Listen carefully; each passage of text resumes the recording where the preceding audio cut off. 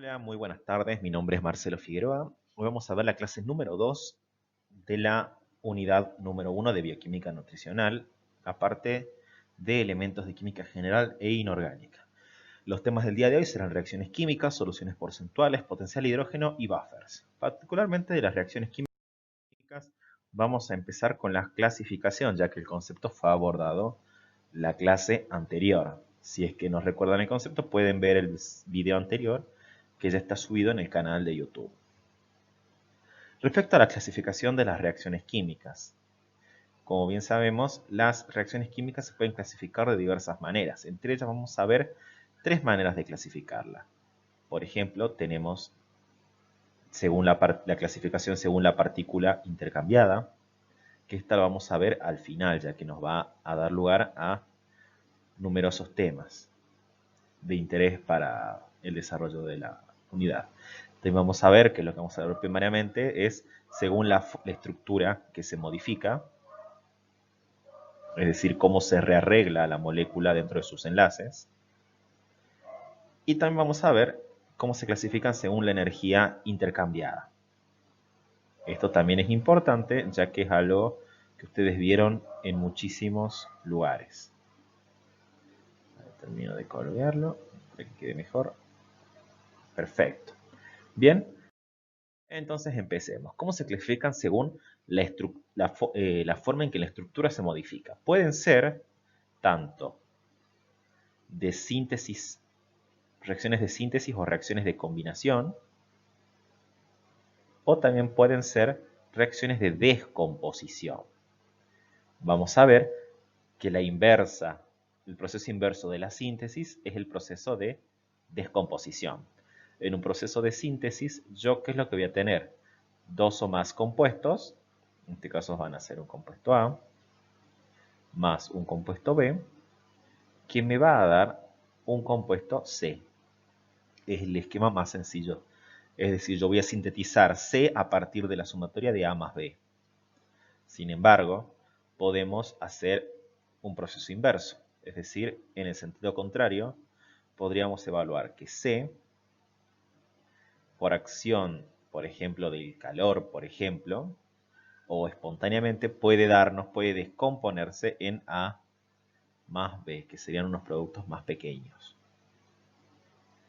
La descomposición inducida es un caso especial de la descomposición, ya que la descomposición va a estar inducida por un compuesto químico, por una molécula en específico. Puede ser, por ejemplo, C más D, y lo que va a hacer D es descomponerlo. Entonces nos va a quedar A, D más B, D. Es decir, mientras que C se pueda descomponer en A más B, D va a ayudar a que se descomponga uniéndose a los pedacitos. Es decir, un pedacito de A con D y un pedacito de B con D. Otra forma también de rearreglar las estructuras es un proceso muy común denominado sustitución o desplazamiento. Y una particularidad o un ejemplo mucho más particular es la doble sustitución o doble desplazamiento. Ahora mismo los vamos a ejemplificar. Mientras que para la sustitución o desplazamiento yo tengo tengamos un compuesto AB más un compuesto C. ¿Esto qué nos va a dar? Pues va a haber una sustitución simple en el cual C va a sustituir al compuesto B. Entonces vamos a tener AC más B. Es algo bastante sencillo de entender. Lo que hicimos fue sustituir el lugar de B dentro de A por C. Y quedándonos el compuesto AC más B. La doble sustitución o doble desplazamiento implica dos cambios al mismo tiempo. Vamos a tener un compuesto A, vamos a ponerle color B, más un compuesto C, color D. ¿Esto qué indica? Que la partícula D en este caso se va a sustituir a B en su posición y B va a sustituir a D. Por lo cual vamos a tener entonces en el nuevo rearreglo, esto sería una doble sustitución porque este sustituye acá y este sustituye acá, En la nueva organización vamos a tener A, B, más C, B. Por favor, presten atención a esto para que puedan entenderlo mejor. ¿Ok? Y eso sería la doble sustitución o desplazamiento. Y estas son todas las formas en que las reacciones químicas se clasifican según la forma en la que se modifica la estructura. Bien, desde el punto de vista inorgánico. Luego tenemos una clasificación basada en la forma en la que la energía se intercambia. Para aquellas reacciones químicas, por ejemplo, vamos a colocar acá, si A más B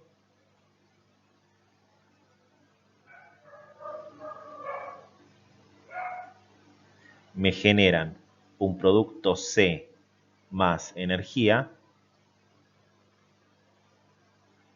es decir, si se libera energía, esta reacción se va a denominar exergónica.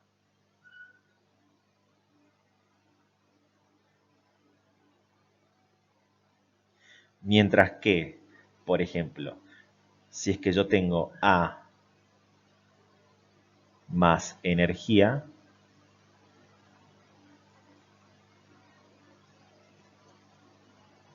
B más A, pongamos acá, más energía y me da C, por ejemplo, es otra forma de escribirla, esta reacción se va a definir como endergónica.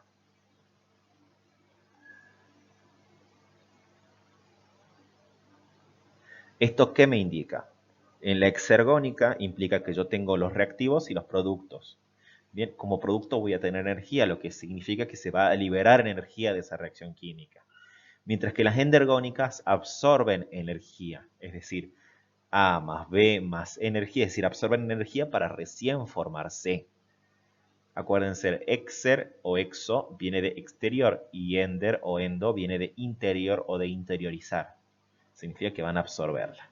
Ahora, si esa energía se presenta en forma de calor, porque bien que saben que la energía puede presentarse en varias formas. Nos interesa particularmente en forma de calor, es decir, A más B me da C más calor. Esto se denomina exotérmica.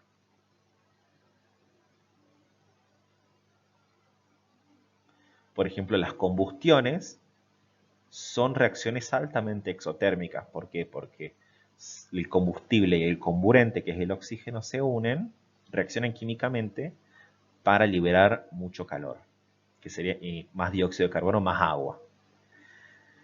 Bien, y en el caso de que sea de otra manera, por ejemplo, yo tengo A más B más calor, es decir, tengo que calentar la mezcla, que me da C. Al absorberlo, esto automáticamente se transforma en endo, porque absorbe, pero como es temperatura, térmica.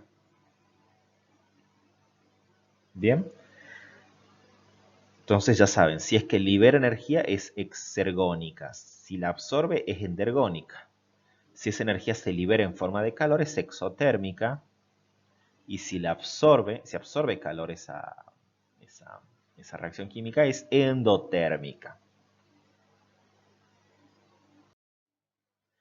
Y la tercera forma de clasificación que figuraba primero es según la partícula intercambiada.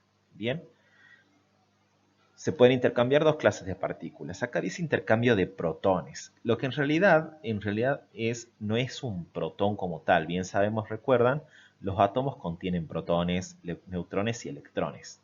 Los protones como tales no se intercambian. Lo que sucede es que se le dice, el protón como tal es un nombre que adoptó el hidrógeno. El catión hidrógeno particularmente.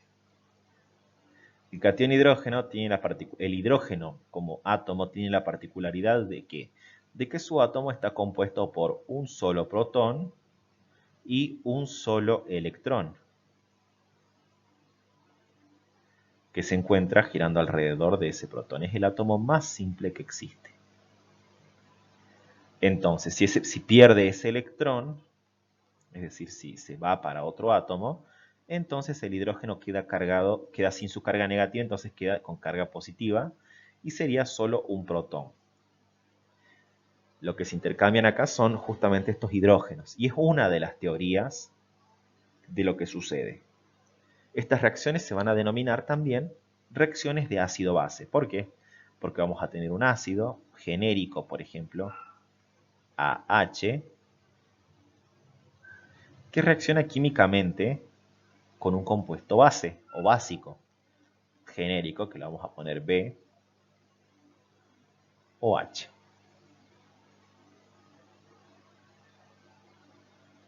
Este hidrógeno representa el ácido y este oxidrilo o H representa los hidróxidos o bases. ¿Bien? ¿Qué es lo que nos va a dar esta reacción? Que también se denomina reacción de neutralización. Muy sencillo. Esto consiste en una doble sustitución, lo que implica que A se va a unir con B y me va a quedar hidrógeno más oxígeno-hidrógeno. Y si sumamos hidrógeno, hidrógeno, oxígeno, esto es agua. El agua es H2O. Acá tenemos entonces, para las reacciones de neutralización,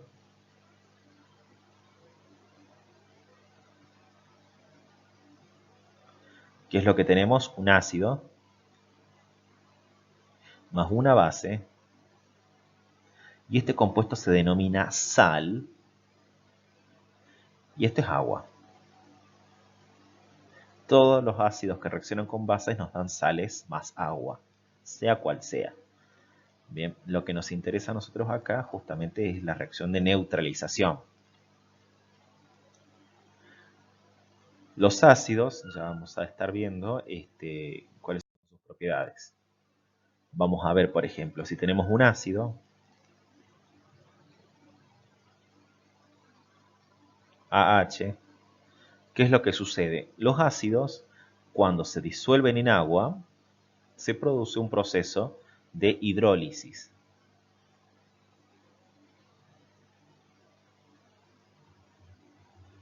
O específicamente prefiero que le digan, porque el término hidrólisis lo vamos a usar más adelante para otros conceptos. Se disocia. ¿Qué significa que se disocie el ácido? Es decir, que se va a producir una ruptura acá. ¿Bien? Se va a romper. Por un lado me va a quedar el anión y por otro lado me va a quedar el catión hidrógeno. Bien, ¿quién tiene la particularidad de absorber ese catión hidrógeno? Acá va a ser el agua. Y vamos a obtener una molécula muy particular que es el catión hidróneo, con un signo positivo al medio. Es decir, este hidrógeno lo absorbe el agua y queda H3O en vez de H2O. Pero como este hidrógeno quedaría positivo, esto queda con una carga positiva. Y esto se denomina catión hidróneo. Bien, mientras que el anión, que vendría a ser esta A, que se queda con el electrón del hidrógeno, queda con una carga negativa. Este es un anión. Por ejemplo, si tendríamos el ácido clorhídrico,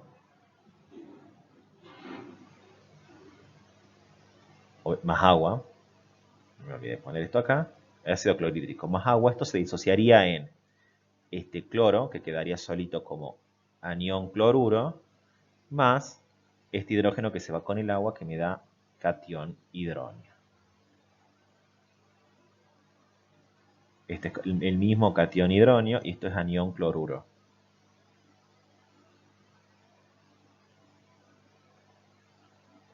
O vamos con un ácido más complejo, por ejemplo, el ácido sulfúrico.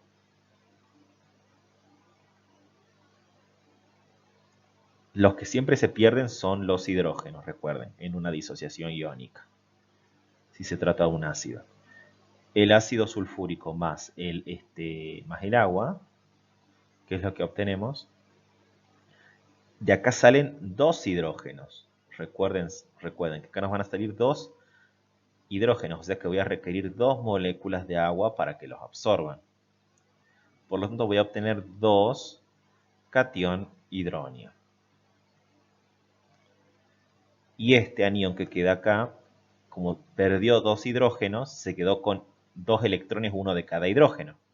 Por lo tanto, esto quedaría como SO4, 2 signos negativos. Esto se denomina anión sulfato. Y esto es catión hidróneo.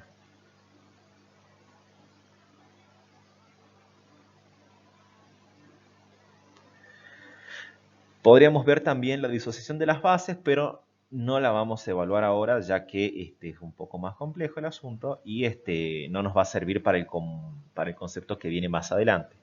En las próximas clases profundizaremos más respecto al tema. Entonces, de esta manera se disocian en iones los ácidos. ¿Por qué estudiamos esto? Porque los ácidos pueden ser fuertes o débiles. Podemos tener un ácido fuerte o un ácido débil. ¿De qué va a depender que un ácido sea fuerte o que un ácido sea débil? Dependen exclusivamente de la capacidad que tengan para disociarse en su anión y catión hidróneo. Si se disocian casi completamente, son fuertes. Completamente. En cambio, si la disociación es incompleta,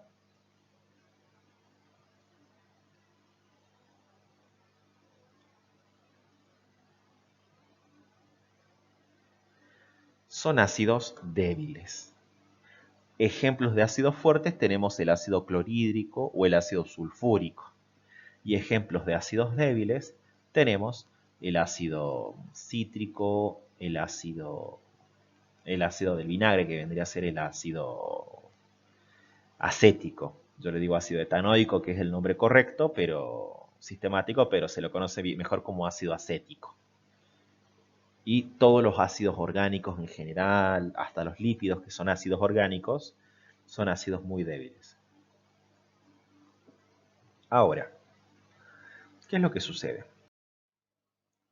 Vamos a definir cuantitativamente qué tan fuerte o qué tan ácida es una sustancia. Para eso vamos a utilizar un concepto que se denomina potencial hidrógeno, también mejor conocido como P minúscula, H mayúscula, pH. Y se define matemáticamente como el logaritmo negativo, perdón, nosotros no usamos esta notación. Nosotros utilizamos, porque es yankee poner L o G, nosotros utilizamos Ln porque es un logaritmo natural. El logaritmo negativo de la concentración que tenemos de cationes hidróneos. Bien, el logaritmo negativo de las concentraciones hidróneos. El problema es que esto no se resuelve tan fácilmente. Si operamos matemáticamente esta expresión, esto nos va a quedar como el logaritmo negativo de 1 sobre la concentración de protones. Perdón, de cation hidróneo. Este valor de pH me va a dar una escala que va desde el 0 hasta el 15, pasando por el 7. Vamos a tener una escalerita ahí, o una escala o una regla, por decirlo de alguna manera. El 7 es lo que se conoce como neutro, pH neutro. Mientras que cuando tiende para el 0, es decir, cuando se hace más pequeño el pH, la sustancia es más ácida. Mientras que cuando tiende para valores del 15, la sustancia se vuelve más alcalina o más básica. Son sinónimos. Bien, entonces, ¿qué es el pH en definitiva? Es una medida cuantitativa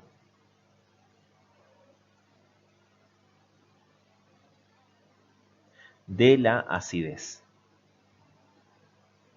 Ustedes los van a ver en números. El pH es una medida muy utilizada en todos los sistemas biológicos. Nosotros tenemos un pH fisiológico muy bien definido y muy bien regulado, porque es una constante vital dentro de todos los organismos.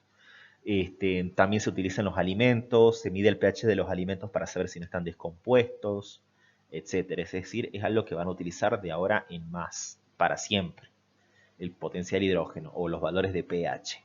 Bien, un pH muy ácido puede ser bueno o ser malo para lo que yo esté evaluando.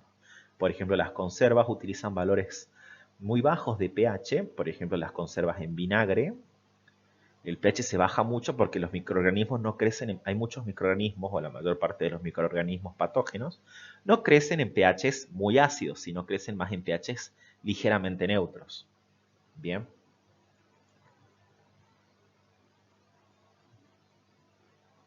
Ahora, existen sustancias, o si es que uno podría, si es que ustedes, si tendríamos a mano, si es que ustedes podrían fijarse en internet, de hecho pueden ver cómo se mide el pH, pueden medirle el pH a diferentes sustancias, por ejemplo la Coca-Cola, que es muy ácida, por más que no lo sepan, el limón que se encuentra por acá, el ácido clorhídrico que está muy cerca del 1, etcétera. O sustancias muy alcalinas, como por ejemplo el amoníaco, el hidróxido de sodio. La leche, por ejemplo, se encuentra ligeramente por encima del 7. Vamos con los buffers o tampones, también se le dice. Particularmente soluciones. Soluciones buffers o soluciones tampón. Los buffers justamente son pares, es decir, son parejas o dos compuestos químicos, pongamos acá dos para que se entienda bien, cuya función es prevenir los cambios significativos de pH en un medio en el que se encuentran. Es decir, yo tengo un frasco, por ejemplo, con un pH, por ejemplo, de 6. Y no quiero que, y si bien yo estoy haciendo un experimento, no quiero que ese pH cambie. Entonces, ¿qué es lo que voy a hacer? Le voy a colocar un buffer que me sostenga el pH en 6. ¿Por qué? Porque yo acá puedo tener o puedo accidentalmente verter algún ácido fuerte, por ejemplo, este ácido clorhídrico.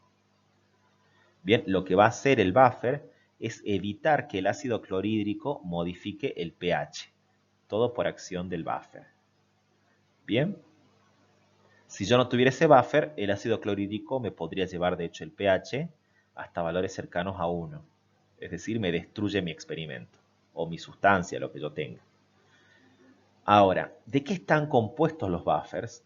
Muy sencillo, los buffers son parejas que tienen un ácido débil, como bien sabemos, un ácido que no se disocia completamente, y a su vez su sal con una base fuerte. Bien, es decir, tiene el ácido más la combinación del ácido con una base muy fuerte. O también puede ser un ácido fuerte en vez de un ácido débil, puede ser un ácido fuerte y la combinación de ese ácido con una base débil que me da su sal. Dentro de los principales pares buffer que hay dentro del cuerpo humano, porque nuestro cuerpo humano tiene muchos pares buffer que nos ayudan a sostener el pH en un valor muy constante, se encuentra el par dióxido de carbono bicarbonato. De eso vamos a hablar en la segunda, tercera clase de este balance hidromineral, porque vamos a ver cómo se regula el pH en un organismo.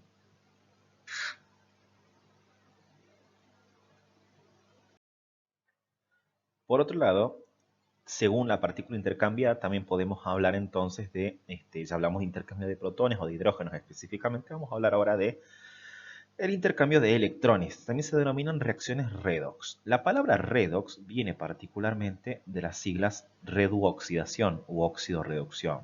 Bien, ¿esto qué me implica la oxidorreducción? Que esta reacción va a estar formada por dos clases de compuestos o dos clases de agentes. Un agente oxidante y un agente reductor. El agente reductor o el agente oxidante, mejor dicho, va a ser el agente que gane electrones, mientras que el agente reductor va a ser el agente que pierda. Pero ¿cómo sabemos si un elemento perdió o no electrones? Les voy a dar un ejemplo y vamos a ver que cambian sus estados de oxidación. El hierro, en su compuesto lo vamos a ver acá, este es el óxido férrico. Vamos a combinar con carbono. Esto que nos va a dar hierro. Esto está sin balancear, no se sientan mal porque no está balanceado, no lo necesitamos por ahora. Bien. Acá lo que hubo fue una sustitución en el cual el carbono sustituyó al hierro en su compuesto químico. Bien, una de las primeras reglas que seguramente van a ver dentro de la guía de determinación de estados de oxidación es que los elementos al estado natural, es decir, carbono o hierro solitos, tienen estado de oxidación 0. Bien, primera regla. Segunda regla, el estado de oxidación del oxígeno en general es -2. Bien, este es -2. Yo ya sé, pero bueno, ustedes van a tener que luego practicar. Acá lo vamos a colocar directamente. El estado de oxidación del hierro es +3. Mientras que acá el estado de oxidación del carbono es +4. Bien, ahora vamos a analizar qué es lo que sucedió en esta reacción química. El oxígeno, independientemente de lo que tengamos acá, pasó de -2 a -2. ¿Cambió? No, no cambió su estado de oxidación. El hierro, por otro lado, vemos que pasó de +3 a 0. Bien, es decir, que pasó de +3 a 0, es decir, que disminuyó su estado de oxidación. Mientras que el carbono pasó de 0 a +4, es decir, que aumentó. Bien, como regla tenemos que saber que si aumentó el estado de oxidación, significa que es el agente reductor. Y si disminuyó,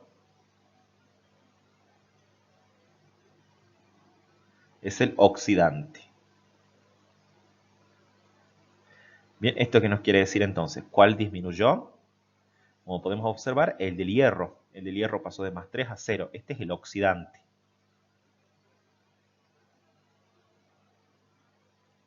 ¿Y por qué disminuyó? Sencillamente porque ganó electrones. Los electrones son negativos, por lo tanto, disminuyen este valor positivo. Ganó electrones. Mientras que el carbono, como vieron, aumentó. Por lo tanto, es el reductor. Es decir, que si aumentó ese estado de oxidación significa que perdió electrones, perdió partículas negativas que lo dejaron positivo. Por lo tanto, se dice que entonces es reductor, es decir, pierde electrones. Es decir, en esta reacción química hubo, aparte de esa sustitución, etc., hubo un intercambio de electrones. Estas, chicos, son las reacciones químicas de las más importantes dentro de nuestro organismo junto con las ácido-base. Porque las reacciones redox, es decir, este transporte de electrones, es una estrategia muy eficaz para transportar energía dentro de los sistemas celulares. Vamos a ver que este transporte de electrones sucede a muchos niveles, de maneras más complejas, pero siempre vamos a tener la presencia de un oxidante y de un reductor. Si hay un oxidante y no hay un reductor, no se da la reacción de oxidorreducción. Pero si tenemos ambos, sí se da lugar y sí podemos mover electrones de un lado a otro. De esta es la manera, de hecho, en la que nosotros producimos energía a través de los alimentos o, por ejemplo, como las plantas captan la energía solar y la transforman justamente en su alimento.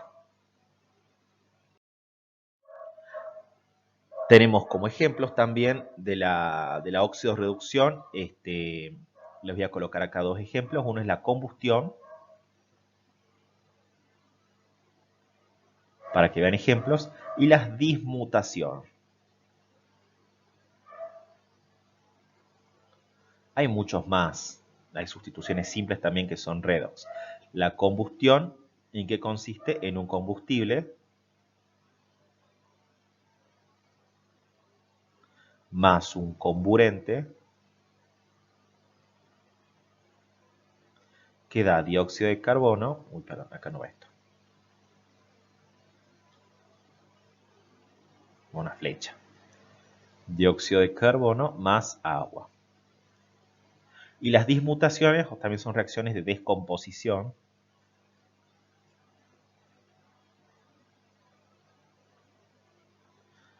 Los combustibles pueden tener composición variable, por eso es que no vamos a hacer un análisis un poco más profundo. El comburente, acá en este caso, es el oxígeno.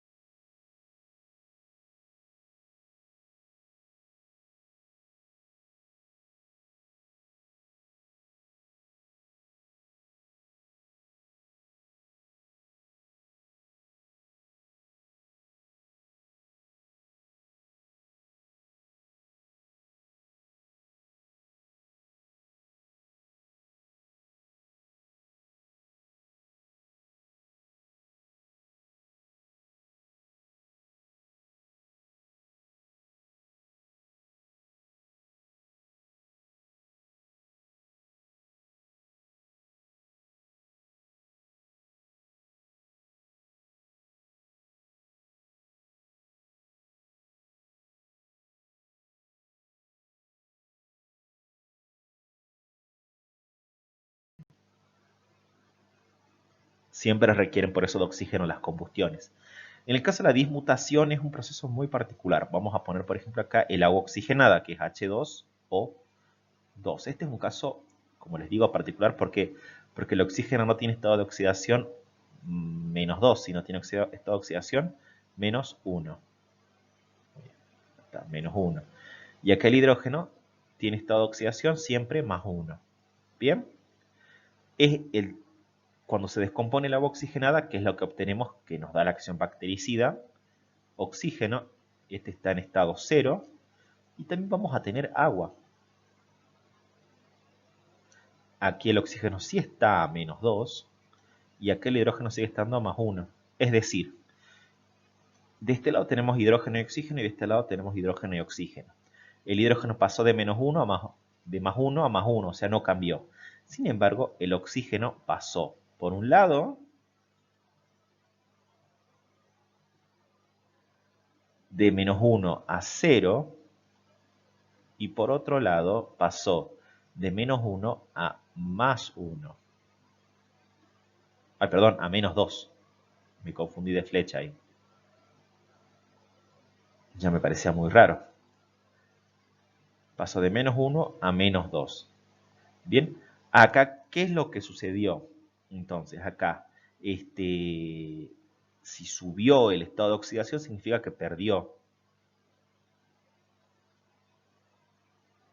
Por lo tanto, este es un reductor. Perdón, oxidante. Ahora, si se redujo el número de oxidaciones, es decir, es un reductor, significa que ganó también electrones. Porque tiene -1, ganó un electrón más y llega a -2. Porque los electrones son negativos, recuerden.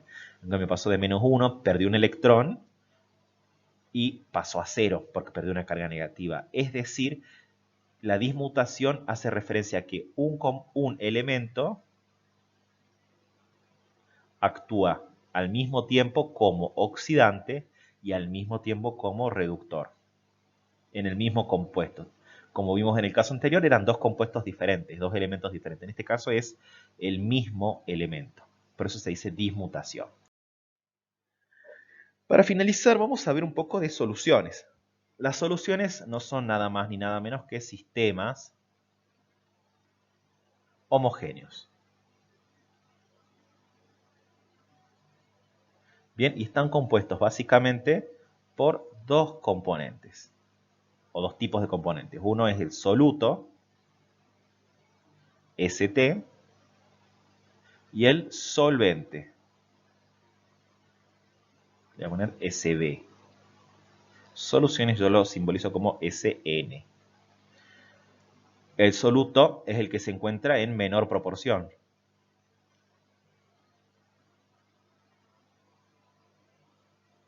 Y el solvente es el que se encuentra en mayor proporción.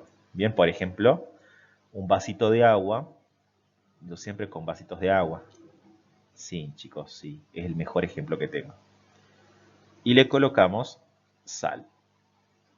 Bien, un poquito de sal. Acá el soluto es la sal y el solvente es el agua. Nada más ni nada menos. Bien, lo más importante, lo más característico de una solución es su concentración.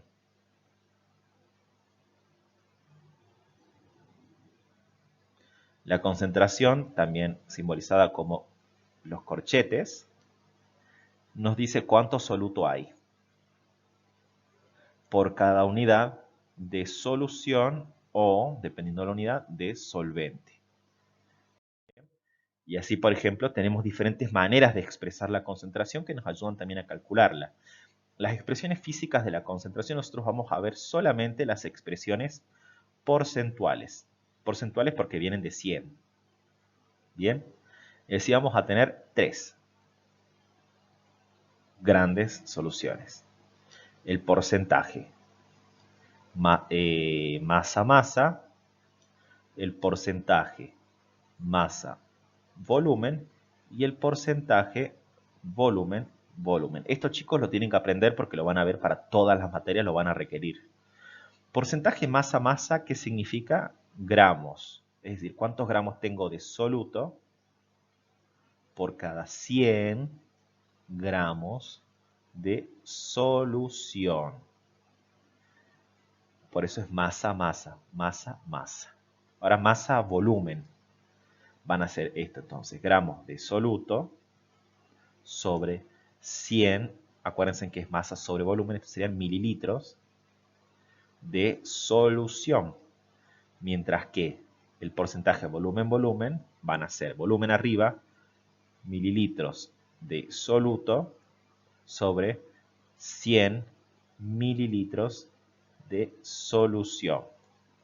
Bien, entonces, ¿esto qué quiere significar? Por ejemplo, si yo tengo una solución al 5%, bien, si es 5% masa-masa, van a ser 5 gramos de soluto por cada 100 gramos de solución. Si es 5% masa sobre volumen, entonces voy a tener 5 gramos de soluto por cada 100 mililitros de solución. Y ahora vamos con verde.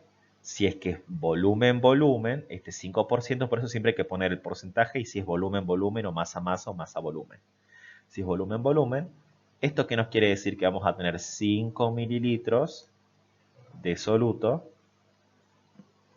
por cada 100 mililitros de solución.